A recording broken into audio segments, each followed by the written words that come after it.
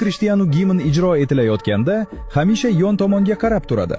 Jamoadoshlari esa odatdagidek to'g'riga qaraydi. Milliy gimn yangraganda Ronaldo juda g'alati holatda turadi. Go'yoki nimadir noto'g'ridek.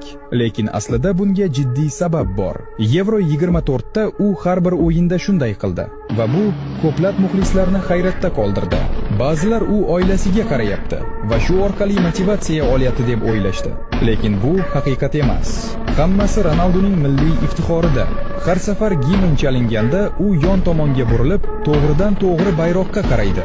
O'zi o'ynab berishi mumkin bo'lgan mamlakatga hurmat sifatida. Ronaldoning o'zi aytgan, bu u vatanga ehtirom belgisi sifatida qabul qilgan an'ana. Uning ishorasi g'ayrioddiy ko'rinishi mumkin, ammo jonkuyar vatansevarlikni va terma jamoa uchun jiddiy munosabatini yaqqol namoyon qiladi. Boshqalar qo'shiq aytayotganda u faqat sukut bilan bayroqqa nazar tashlaydi. Endi esa yana qizig'i. O'yindan so'ng Ronaldo Lamin Yamal bilan oltin to'p uchun kurashmoqchi ekanini aytdi.